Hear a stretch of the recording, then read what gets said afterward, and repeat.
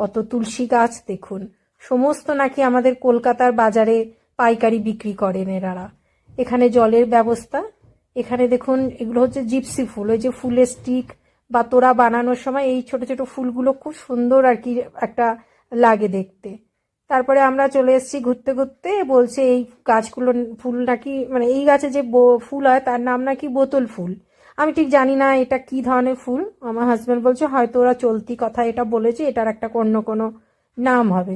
যাই হোক, আমরা খুবই এনজয় করছি দুজনে, বিশাল বড় জায়গা, যেমন খুশি ঘুরে বেরিয়ে অবশেষে গ্রামের রাস্তায় এসেছি। এখানে ততক্ষণে অনেক লোকজন চলে এসেছে, সব খাবার দাবার নিয়ে এসে পিকনিকের আর কি মানে মতন করছে, বা কেউ রান্নাও করেও খাচ্ছে। আর এই ছেলেটার কাছ থেকে আমি ওই যে মাথায় ফুলের মুকুটটা কিনেছি 40 টাকা দিয়ে, সেটা পরে খানিকক্ষণ একটু বসলাম, টুকটাক খাওয়া দাওয়া ওখানে করে তারপরে আবার ফিরে আসতে হবে আমাদের। আর আমরা অনেকক্ষণই প্রায় 2-3 ঘন্টা ছিলাম।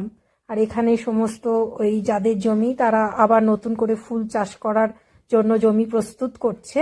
তবে যারা এখানে আসবেন ফটো তুলুন, ওনারা কিছুই বলে না, একদম আলের ভেতর নেমে নেমে ফটো তোলা যায়, কিন্তু নষ্ট করবেন না। আর এই একটা ছোট্ট বাচ্চার সাথে দেখা হয়েছে, ওদের জমি, ও পাশে বসে বসে খাচ্ছে, একটু কথা বললাম ওর সঙ্গে। তারপর বেশ এনজয় করে আমরা ফিরে আসব। ফেরার পথেও দেখছি কত লোক এখন আবার মানে ওই ফুল বাগান দেখতে আসছে। তারপরে আমরা গরম গরম একটুখানি চপ বেগুনি এসব খেয়ে চা খেয়ে ফেরার জন্য টোটো ধরে নিলাম। আর ফেরার টোটো কিন্তু ওই 35 টাকা করেই আপ ডাউন। তারপর আবার কি রানাঘাট স্টেশনে এলাম, রানাঘাটের ট্রেনে এত ভিড় যে বসারও জায়গা পাইনি। আপনারা যে জায়গা থেকে আসুন না কেন, নৈহাটি থেকে রানাঘাটের নামতে হবে, নেমে টোটোয় বা টোটো যায়, টোটোতে করে যাবেন, 35 টাকা করে নেয়, নিয়ে দেখে আবার চলে আসবেন, ভালোই লাগবে।